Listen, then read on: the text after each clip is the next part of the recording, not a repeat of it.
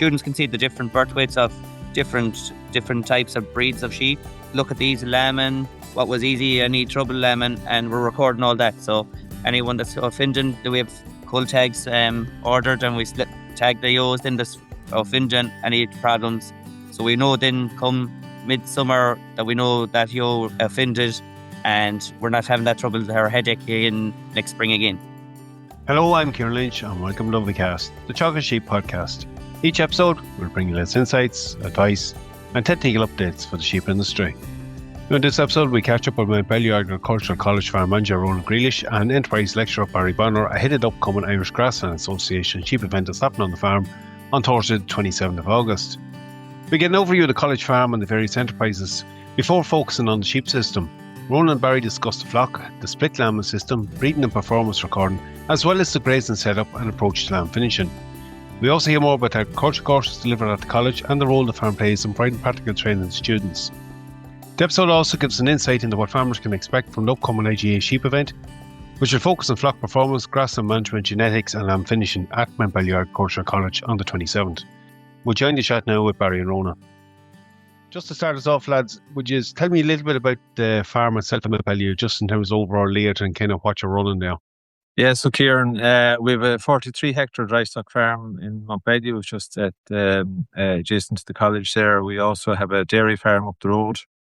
On the dry stock farm, we have sheep, suckler cows, replacements. We run a dairy calf to beef enterprise as well, and we're doing some bit of research as well. So with 3 blocks, we're kind of typical west of Ireland, kind of fragmented farm. The main block's at the back of the college where the event is on the 27th. And then we have another 18 hectare block out the road and a smaller block of 4 hectares, so we take silage off. So that's the kind of the farm as it is. It is very much typical of the area, Barry. There is a bit of distance there between them. In terms of the land type that you're running on, it is like, when it comes to Mountbellew, let's say in May or June when it dries out, you might think, it's great ground, but like it does get wet fast, like come late September, October. If you have heavy rainfall, it can get quite sticky quite fast. Like so, there's been plenty of years there where cattle have had to go in maybe September, October because the ground is that heavy. So it is heavy, but when it dries out, it can grow grass and it's good ground to farm. Probably a bit of a mix in the farm itself as well. There's a small bit of a mix. Like there's one of the fields actually next to the college. We have 3 soil types in it, so that just shows you like even within a field you can get different types of soil. We have the bog, of course. If anyone knows Mountbellew, we have the bog road there leading to that loan, so the bog is never far away. So we have some peats, but you have some, mostly mineral soil, but have high enough clay or silt content too. Like so, that's can be a problem sometimes, as I said, with the drainage. Very typical area, Look, I suppose the sheep flock in it. Tell me a little bit about what you're running. It's a 150 ewe flock here, and predominantly would have been a Suffolk type ewe. In the recent years now, we've crossed it now with a Suffolk cross Belclare type ewe, and the rams we use on the farm is 2 Suffolk rams, 2 Shirley and a Belclare ram. It's an enclosed flock. We keep 40 hoggets every year, and with that, then we were vaccinating through the year. Then I suppose Hepvac P+ for your clostridial diseases, your toxo and enzo, and we done blue tongue this year as well. So that's kind of our run of the mill, bringing all our lambs in to finish. Then I suppose, Ronan, like the background of that flock, there was predominantly being bought in as hoggets. If we went back a couple of years previous to that, so you've closed it up about 3 or 4 years now. Yeah, about that. 4 years now. Yeah, coming into year 4. Okay. I suppose, like, in terms of lambing, I'm conscious you have students here, so the lambing is a little bit different maybe in what you do in a commercial farm. You have a split lambing. Yeah, I suppose previously we changed it just due to our learners, down to getting students down to the yard, getting lambing down ewes. We say students that mightn't be familiar with lambing go out in placement to have a bit of experience going out, and to have that experience going out in their placements. So we've done this year. We've done 50 ewes selected. We selected 50 ewes for with synchronization, so we'd have them there before they went on their placements. And following that, then so 14th of February with the lamb down, and then we'd done our mid-season flock in on St. Patrick's Day. Okay. And look, I suppose you have to be conscious it is there for students as well. Tell me a little bit about that early flock first, and we'll just kind of go through them.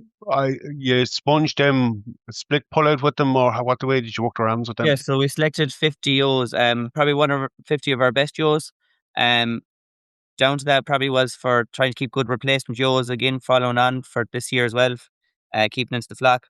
Um, Selected them, so 2 Suffolk rams went out, 2 Shirley and a Belclare. We used our rams. They only got 1 serve, so that the day of the serve, and they were all pulled up.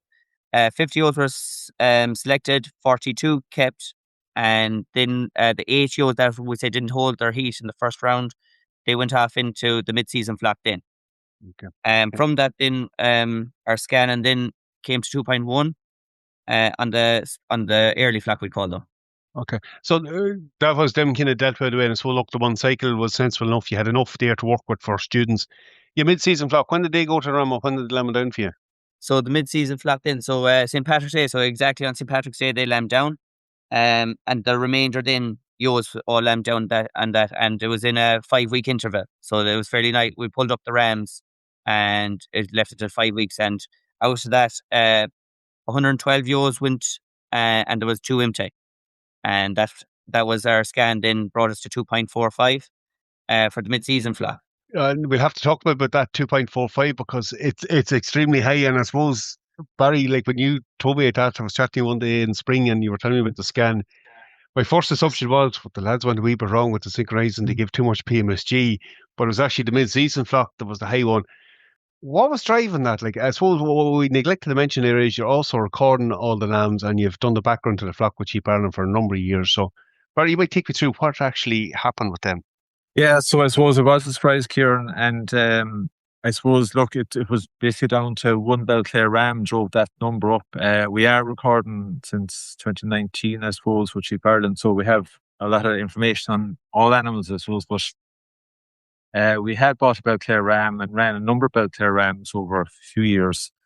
And when we investigated the number, we found that one individual ram, his daughters, were scanning at a very high rate. So so it wasn't a year effect, or it wasn't an effect of the ewes being in too good body condition or anything like that. It was just down to one individual Belclare ram, I suppose. Yeah, look, to be fair, you've always had a good output there. Like, and I suppose your target is 2 most years, but it just goes to show you the impact that one ram could have on the flock. And in this case, it was higher than where you'd want it to be.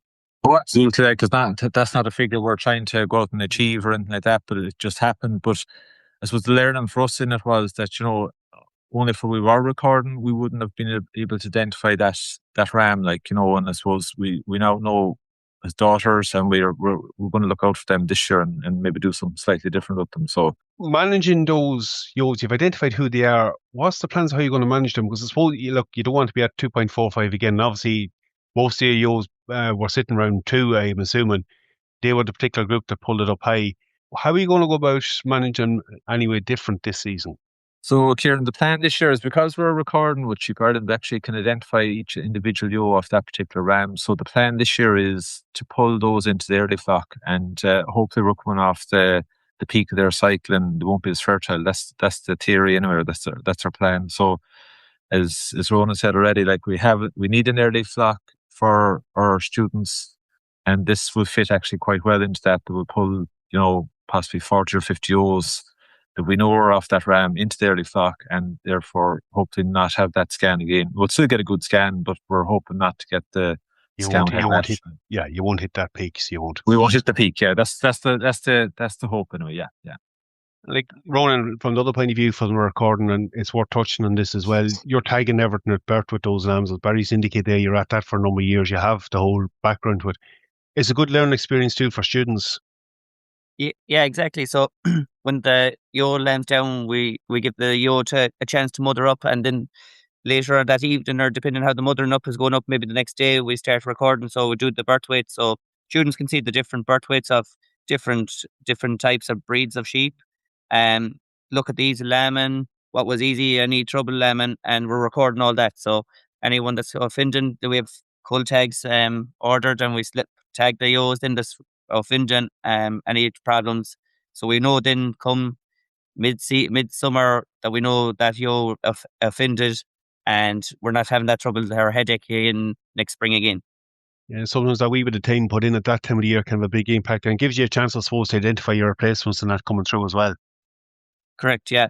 So for our replacements, then we've great choice of the rams and the lambs coming through, and they're a good type of sheep, with good weights. Looking at the weights, look what's performing better, and looking at that. So our day weight, so we start our day 0, day 40, day 100, day 150. We're recording with Sheep Ireland, and looking at the high, or we said the weaning weights, then selecting their best lambs, yo lambs, and the rest then go to finish.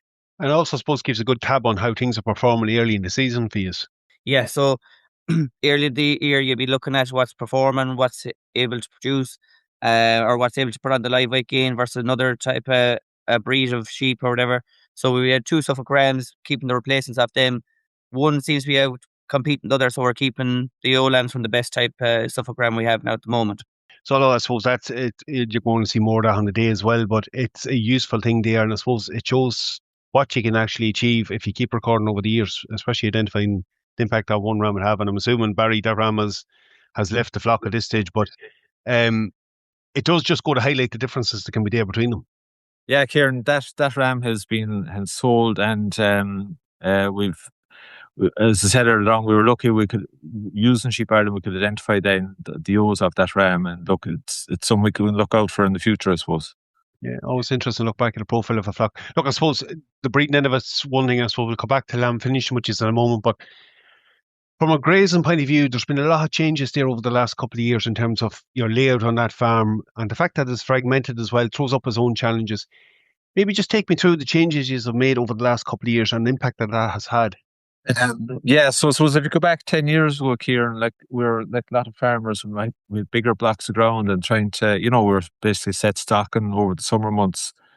And I suppose maybe 10 years ago we started dividing up the farm, with permanent fence the first of all, and then in later years, last maybe 4 or 5 years, we're using electric fences now and trying to create more temporary paddocks as well. So, we've spent a lot of money there over the last 10 years, temporary and, I suppose, first of all, permanent fencing, and then later down temporary fencing. And that's just given us greater control of the grass, I suppose. As regards grazing, you mentioned the blocks, I suppose. The cattle and sheep are kind of divided, when they go out, because there's maybe 3 miles, 4 miles between the blocks. When the cattle and sheep go out in the spring, they kind of wait in that block for the year. There's no kind of coming back, maybe not leaving house in time for the cattle and sheep. So once they go out in the spring, they're there for the summer to graze. They're back in then in the autumn or winter for the sheep to house. So they're kept separate. I suppose that just means too for infrastructure that we have a pen. We need pens and facilities in both places.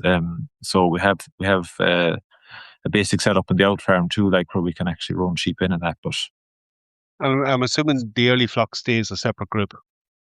Yeah, the early flock has stayed a separate group this year. As Ronan said, this was the first year we lambed slightly early as a split lambing kind of suit student practicals. And they have waited as an individual flock on their own all year. Yeah. Okay. And look, I suppose the thing you say, you've mentioned you've cattle on as well. You are mixed grazing on the different blocks. Yeah, so we're mixed grazing on the farms. So at the moment, when you come on the visit on the farm next week, you'll see we've our finishing lambs. They're running with we've selected a few cull cows with their calves. So we'll keep they have 2 actually daughter calves. And then we've store dairy beef heifers, so they'll be going in for finishing. So they're running with our finishing lambs, and then with our replacement ewe lambs, they're running with a few suckler cows and calves as well. So they're running on the grazing ground in the farm with saying Kyo, we do call it. And look, it's important, I suppose. Oftentimes we can have a farm with cattle and sheep, but the cattle tend to have their own block and the sheep tend to have their own block. It's good to see that bit of integration going on both, and I suppose there's a beneficial performance there for each. Yeah, we're probably beating performances in less, we'd say, dosing and parasites and dirtiness in lambs as well. So we're looking at that, and we're doing our fecal samples here on the farm and seeing less issues of dosing as well, and they're cleaner lambs. Yeah, look, often easier to get that good graze out, and both of them are mixed as well. Um, Look, we touched here briefly on lamb finishing. I suppose that's changed a little bit over the years. It would have been typically a farm where a lot of stores were sold off. In terms of finishing out, Ronan, like, I assume you're drafting away, you're trying to finish all on the farm. Yeah, so we're bringing everything to finish. Um, so we started the 29th of June. We started pulling our spring lambs. So some of them early lambs wouldn't have received any meat, and I suppose with the year that was in, it was good prices. And we got 45 lambs away in the month of June and July. And then so we're left with 65 store lambs now. But we had a big pull there, would say last week again. Monday just gone, and we had 108 lambs gone again between finishing, and we're working with collaborating with Teagasc and Athenry as well, and 50 lambs went to Teagasc and Athenry on a fluke trial. Yeah, that's probably some over the last couple of years. You've been a source for a number of lambs for that, and suppose look, it works in well with your system too. In terms of performance, we touched on the grass. Like, I suppose for my listeners from Southeast, better close their ear to this one. Like, you've had a very good summer for grass and overall production on the farm. Yeah, so we're lucky with the weather. It suited our soil type, I suppose, here on the farm. And I suppose we'd say the O's that would say had would say quads or quin lambs, would say we pulled, would say three left yo with three lambs on them, and we kept feeding them lambs on through the grazing season. So them lambs were getting ad lib meal. Would say the O's that had, would say, triple lambs on them. And then we'd say the other would say the O's that had their general twins and single lambs, they were left without meal. They were just on the grazing ground. But yeah, no, we worked out very well this year. Just had to do a bit of adjustment with the year that was in it this year. Yeah, Kieran. So look, I suppose annually we're growing around 9.5, 10 tons dry matter per hectare, and that's been fairly consistent for a few years now. And I suppose year to date, looking back, we've grown actually the equivalent that we did in 25. So we're up around 6.5, 7 tons grown so far. And looking back to last year, that's kind of where we were as well. So it's looking at the minute that the drought hadn't a huge effect on us. And I suppose go back to your question on the soil type, because we have heavier soils, I suppose it is probably suiting us in the drier weather, like, especially the more marginal ground is probably growing that bit better. And maybe we could be suffering in some fields, but it's been made up obviously elsewhere. Like, so yeah, definitely we're not seeing the effects that farmers in the southeast of the country have had, like, It's an amazing little country for a small country. There can be so much in the difference in it. And look, I suppose that was highlight, but it also probably highlights sometimes there's a benefit of having that mixed type of land, especially in a summer like this. Um, Look, currently at the moment, there, like Ronan, you touched there on what's happened or has happened with the lambs throughout the year. At the moment, you have good covers on it. I'm assuming the O's are just following, still behind the group, or are they starting to get pushed on a wee bit now? Yeah, so look, we do our grass walks every Monday, and look, we're averaging there 650 kilos on the average farm cover. The moment is what we're working is we're selecting our yos there, getting prepared for breeding now in the next few weeks again, selecting our yos, putting them going the next week now. They're going to be pushed onto better grass. Their condition is fairly good at the moment, and their body score condition is very, very good. There might be an odd one that needs to be pulled aside now and to get pushed on for flushing and bring up the body condition score before the rams come out again. I suppose you have that option. You have the grass in front of you, and that early flock mating for them is coming around soon. Look, I suppose we've talked about the farm and kind of the system. I suppose the other really important part from the reason why it's there is the different courses you run. You might just give me an insight into the different type of students and where they're coming from. Yeah, so I suppose, look, we're similar to the other colleges, the Teagasc colleges or the private colleges. We run the certificate in agriculture level 5 and level 6. As a lot of people know, that's the green cert. So, to qualify as young trained farmer. We also are affiliated there with HU in Galway. So we've business, science and ag engineering stream there with those. And they're, obviously they're very successful. And again, we have part-time and distance courses for students who are maybe out work and they want to come back and study in part-time to get the green cert, or even distance students who have a previous qualification that can't commit to a full-time course. So those are there at the minute, I suppose. As regards to our students are from, I suppose, look, we find for the cert students, the lads coming in at level 5, they will be local enough to be County Galway or Roscommon, Mayo, maybe into Westmeath. But definitely the students on the HU, on the degree programs are coming from all over Ireland and actually even abroad as well. Like, we've had students come from Asia and all over, like, to us. So they're, we are getting students from all over, like, so. But definitely the cert courses are it's more local. And Barry, I suppose a lot of us will have seen you have a veterinary course now there as well. Can you tell me a bit about that? Yeah, Kieran. So this is the first year Mountbellew HU in conjunction with Letterkenny HU are running a veterinary medicine course for the first time. So 40 new students are joining the program there this year for the first time. So that's been well publicised in the Farmers Journal and other places. So yeah, we're looking forward to that. Certainly another element. Look, Barry, you have a busy September ahead. I suppose you're looking at full numbers already.